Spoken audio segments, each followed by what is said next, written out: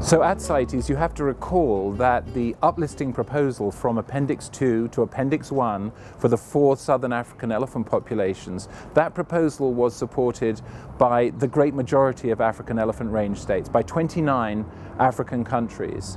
When it was discussed on the floor, Namibia, and I didn't hear what Zimbabwe say this, but maybe they did, but Namibia very specifically said that it would invoke an article of CITES which, if those populations were uplisted, then it would take out what's called a reservation. And that means it would be able to not abide by the decision of the Conference of the Parties. But you do have to ask yourself a question, and that is, so who would they trade with? Because you can only trade with another party that's also taken out a reservation, and who would that be? Some people said maybe Japan would do it, but quite frankly, in the current climate, I think it would be extremely difficult for Japan to do that and not become the victim of a massive international condemnation. I think they would become regarded as a pariah state.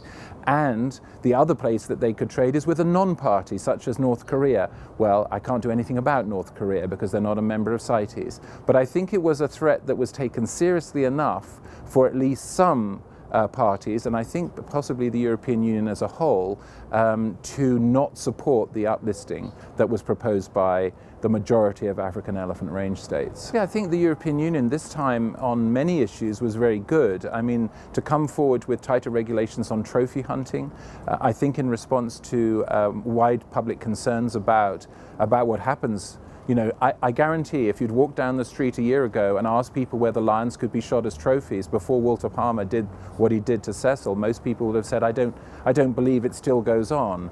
But we know that it does, and anything that brings in tighter regulations is a good thing. The European Union also co-sponsored a number of very important proposals. So they certainly, in my view, did a lot better than in some of the previous conferences of the parties that I've been to, and I have actually been to every conference of the parties since 1989. So I have a long-term perspective on this, and I'm looking forward, I have to say, because here in South Africa we are working within an environment that is very tolerant, very accepting of wildlife utilization, sustainable use as it's described here.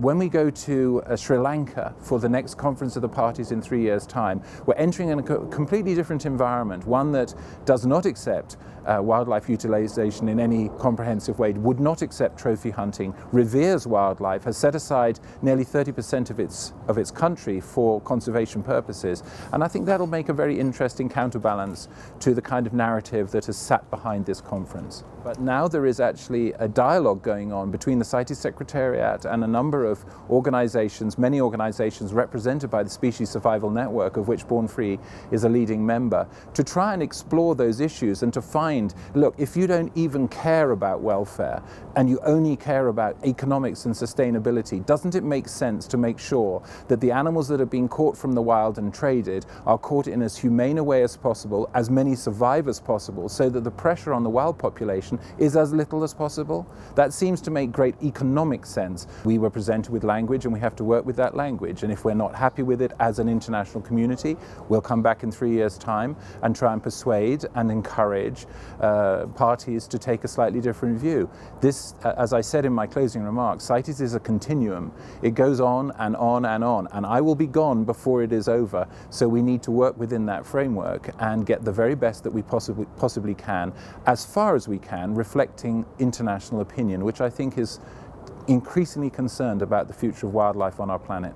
Awesome. Thank you very much, Will. Thank you. Thank you, Madam Chair, and on behalf of the Species Survival Network, I look forward to seeing many familiar faces at Cop18, which I hope and now know will be hosted for the first time by the beautiful island of Sri Lanka. Thank you.